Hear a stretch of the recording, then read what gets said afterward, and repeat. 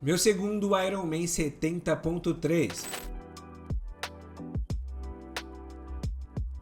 Fala pessoal, bem-vindos a mais um vídeo do canal Iron Data, o canal onde documento tudo sobre o meu uso de dados para minhas preparações em competições do Ironman. E hoje vamos ter um vídeo um pouquinho diferente. Eu quero contar através dos dados como foi a minha experiência do meu segundo Ironman 70.3. Então se você pretende fazer um dia uma competição como essa, fica aqui nesse vídeo que eu vou te contar detalhe por detalhe. Para começar é legal contextualizar vocês sobre um fato importante. Eu fiz esse Ironman com uma fratura na minha tíbia. 4 semanas antes da prova, eu acabei participando de uma outra prova e acabei descobrindo uma fratura por estresse na minha perna esquerda. Tentei transferir essa prova mais pra frente, mas a organização respondeu que estava muito em cima e eu acabei optando por fazer a prova, mas sem a parte da corrida. Assim eu conseguia manter o meu ritmo de prova, entre outras coisas. Mas como eu tive a fratura, eu tive que reduzir bastante meus treinamentos também de pedal, logo depois que eu descobri essa fratura. Então eu faria natação e a bike, simulando de fato como seria a prova, né, mesmo sem a corrida. E no pedal eu teria um ponto contra, que eu não poderia treinar pesado até a competição, ou seja, eu fiz pedal sem estímulos, né, ou seja, sem treinos de tiros e coisas do tipo, eram só rodagens muito leves, sendo que eu fiquei 2 ou 3 semanas sem pedalar nada. Então eu sabia que não seria o melhor pedal da minha vida, mas eu queria encarar esse desafio, afinal eu já tinha organizado praticamente toda a minha vida para isso. E a logística para uma prova como essa, você deve imaginar que não é nada simples, né, desde suplementação, desde mala bike, desde colocar rodas de competição na sua bike e por aí vai, tá? Então eu decidi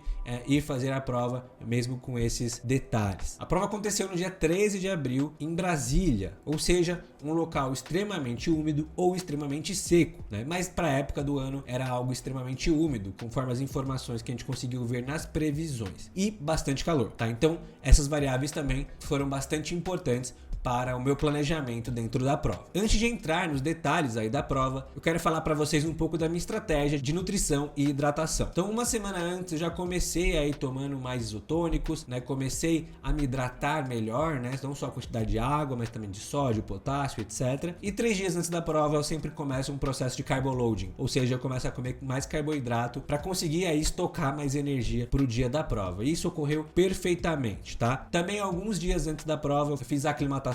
Para quem nunca ouviu falar, né, quando você vai fazer prova num lugar com muito calor, você tem 2 opções. Então ou você vai numa sauna ou você simplesmente vai numa banheira muito quente. Eu acabei fazendo aqui na banheira aqui de casa, como eu não tenho sauna, eu posso dizer para vocês que eu achei muito pior do que uma sauna. Mas eu fiz durante 15 dias e acho que isso ajudou também na minha adaptação na prova. Como era um ambiente úmido, a minha ideia era se hidratar bem aí durante a prova, principalmente aí de eletrólitos, ou seja, tomar aí liquids, né, Gatorades e coisas desse tipo, tá? Então eu fiz um cálculo de tomar mais ou menos 1000 miligramas por hora na bicicleta, mas acabou dando tudo errado, depois eu conto pra vocês. E também fiz um cálculo de tomar de 80 a 100 gramas de carboidrato por hora, que é algo que eu já tô bastante acostumado e meu corpo não sofre nada com isso. E aí eu pensei no seguinte, como é que eu otimizo alguns dos meus tempos, né? E aí eu pensei em tomar um carboidrato um pouco antes da largada, que é o que muitos profissionais fazem, mas eu não tinha feito isso nas minhas provas anteriores. Tomar um também na transição e por aí vai, tá?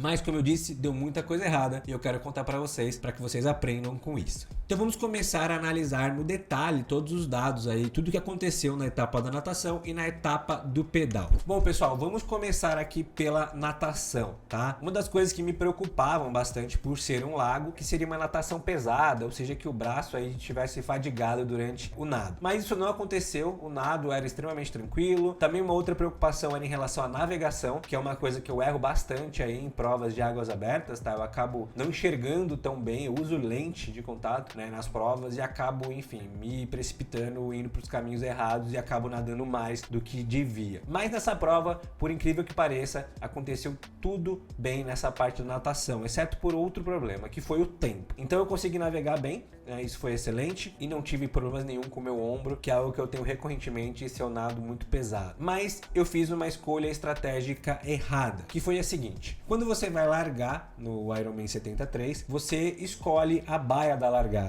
com base no seu tempo da natação. E no meu primeiro Ironman 70.3, eu acabei largando lá na frente, com as pessoas que nadavam muito bem. Então para mim foi uma experiência traumática, afinal eu tinha 5 meses de natação. Fui atropelado, não queria passar por isso novamente. Então o que eu fiz? Eu escolhi largar aí na última baia. tá? Das pessoas mais lentas na natação. E posso dizer para vocês que essa foi uma escolha tão ruim quanto a que eu fiz anteriormente, ir na primeira baia. Tá? Isso porque as pessoas eram extremamente lentas e eu acabava sendo o melhor do grupo. Eu acabei liderando praticamente todo o grupo e todo momento eu tinha que desviar das pessoas que paravam para respirar. Algo que não é comum, você precisa nadar direto para você ter um bom tempo numa prova como essa. E isso acabou me fazendo eu perder muito tempo. E como você não fica olhando o relógio conforme você vai nadando, né? Eu achava que eu estava num ritmo que era o ritmo que eu estava treinado e preparado. Um ritmo em torno de 1,55, que daria uma natação aí pelo menos aí sub 40 minutos. Eu faria em torno de 38, 39 minutos, era um pouco do que eu já estava treinado para fazer. Acabou que meu tempo passou muito disso e foi para quase 48 minutos, ou seja, eu passei 8 minutos do que eu tinha planejado aqui e meu ritmo foi bem mais devagar, eu nadei num ritmo de 2,33. Como eu disse, é muito difícil ainda pra mim, né, ter a sensação de esforço correta quando eu tô nadando em mar aberto. Eu não consigo ficar olhando o relógio como eu fico na piscina. Então eu acabei tendo esse desafio e acabei, enfim, errando no cálculo de esforço que eu empreguei aqui na natação. Um outro ponto que pra mim tem bastante diferença e pra quem é iniciante na natação talvez tenha também, é que você usa roupa de borracha, né? E na piscina eu não uso. Geralmente eu uso uma bermuda de borracha, mas é muito diferente a flutuação de uma roupa de borracha e de uma bermuda. O que aconteceu, né? Quando eu vou nadar de roupa de borracha, eu acabo sendo muito mais lerdo também do que eu nado na natação, porque eu perco um pouco a sensibilidade da água, tá? Então eu tenho um pouco de dificuldade de entender exatamente a minha posição na água e acabo cometendo alguns erros que me geram arrasto. Esse foi um outro erro também que me fez nadar mais devagar do que eu deveria. A parte da navegação, como eu disse para vocês, se vocês olharem aqui, foi correta. Obviamente teve algumas mudancinhas aqui, mas se vocês olharem, a prova era 1900, eu nadei 1884. Então os dados dizem aqui que eu fui eficiente nessa parte de navegação. Por outro lado, um outro dado que me chamou muita atenção negativamente é que quando a gente nada em águas abertas, a recomendação é que você dê mais braçadas, né? Não nade tão alongado como você nada na piscina, por exemplo. E para isso eu teria que ter tido uma taxa média de braçadas em torno de 40, 38, tal, que os atletas aí de elite acabam tendo. Eu acabei fazendo 28, ou seja, girei pouco o braço, isso também prejudicou a minha velocidade, tá? Um outro dado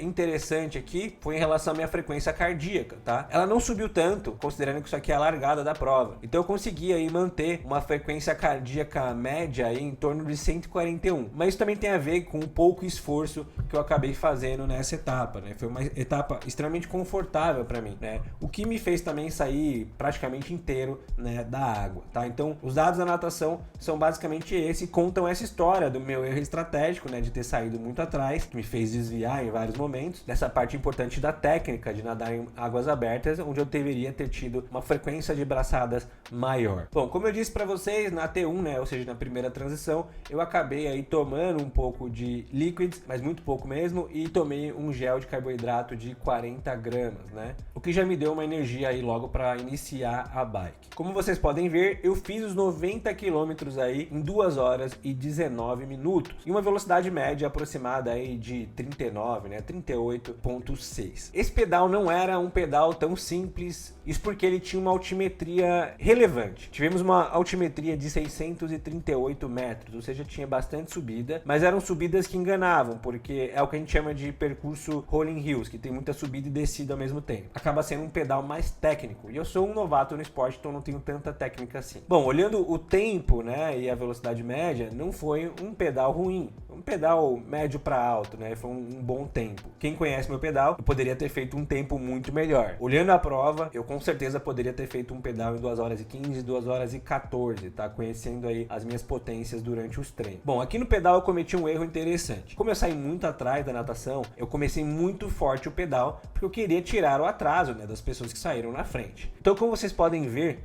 a minha frequência cardíaca, ela saltou, né? Ela foi ali de 150 praticamente para 180. Isso porque eu acabei fazendo muita força, tá? Quando a gente olha aqui, né, a potência que eu coloquei nesse início do pedal, coloquei 300, 400, enfim, coloquei bastante força aqui nas primeiras voltas, tá? Isso influenciou diretamente na minha frequência cardíaca, na temperatura do meu corpo, entre outras coisas. Logo nos primeiros 20 ou 30 minutos da bike, eu comecei a ter uma dor de cabeça muito forte, que é um assunto que me assombra. Eu tenho enxaqueca crônica desde a adolescência, faço tratamento, uso medicação, mas aqui aconteceu e foi muito forte, tá? E depois eu falando com o meu médico, basicamente o meu erro foi desidratação, né? Obviamente pelo calor e umidade. Lembra que eu falei pra vocês que eu tinha planejado 1000 miligramas aí de sódio, entre outros eletrólitos? Eu acabei suplementando aí 200, 300 por hora, ou seja, 1/3 do que eu deveria ter feito, né? E isso obviamente me cobrou um preço. Eu fiquei desidratado muito rápido. Eu sou uma pessoa que sua bastante, tá? Então isso acabou me dando uma dor de cabeça alta. Um outro ponto que também ajudou foi, obviamente, minha frequência cardíaca ter subido absurdamente logo nesse início, né? Eu acabei num calor, enfim, você desidratado, fazer muita força, é isso que acontece. Eu poderia ter levado um remédio como dipirona, por exemplo, na transição 1, mas eu não imaginei que eu teria esse problema, né? Em Aracaju eu tive esse problema também, mas agora foi um pouco pior. Eu tive que diminuir, né? O pedal estava muito forte, eu tive que diminuir um pouco a potência. Minha ideia era fazer com 41 ali de velocidade média, mais ou menos. Eu tive que diminuir bastante a potência, que é o que vocês conseguem ver aqui. Aqui a gente tá olhando todas as voltas, tá? Então, notem que eu comecei aqui com 270 watts, né?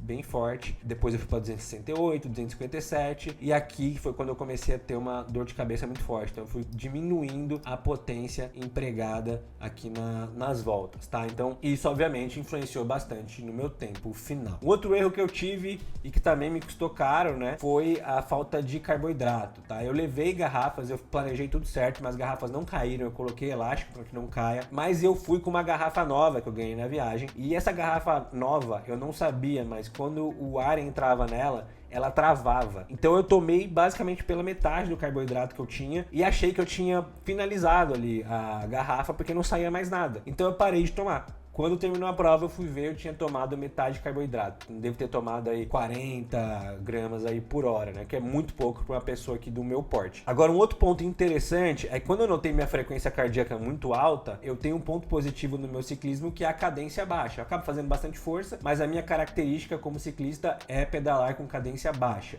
Ou seja, eu giro menos. Então isso dá uma facilidade para você baixar a frequência cardíaca. Então se vocês notarem, né, minha frequência cardíaca começou alta, mas ela baixou bastante. Eu terminei aí a ponto de 165, então minha média acabou sendo 168, tá? Que não é uma média tão alta aí para uma prova desse ritmo do 70.3. A minha cadência média, né, ela ficou em 72, tá? Então foi uma cadência boa, né? Comparada até outras provas que eu já fiz cadências menores, acho que essa é uma cadência ideal aí para o meu perfil, tá? Em linhas gerais, foi uma prova interessante para eu testar um pouco mais sobre mim. Eu posso dizer para vocês que pela primeira vez eu sinto o meu corpo respondendo fisiologicamente. Então, ou seja, tem as adaptações fisiológicas. Eu tenho 10 meses de esporte, né? Pra quem não sabe, eu sou ex-atleta profissional de MMA. Isso facilita bastante a minha migração. Mas trabalhar para ganhar resistência é muito diferente de trabalhar para ganhar força. Então eu tenho força, mas eu tô conseguindo migrar agora pela primeira vez para resistência. Terminei muito bem a prova. Não fiz a força que eu queria ter feito na bike. Deveria ter feito uma força maior, mas como eu disse, acabei aí tendo esse problema de dor de cabeça. E foi uma prova muito bonita, enfim, com muita coisa legal. Um outro ponto que me prejudicou muito na bike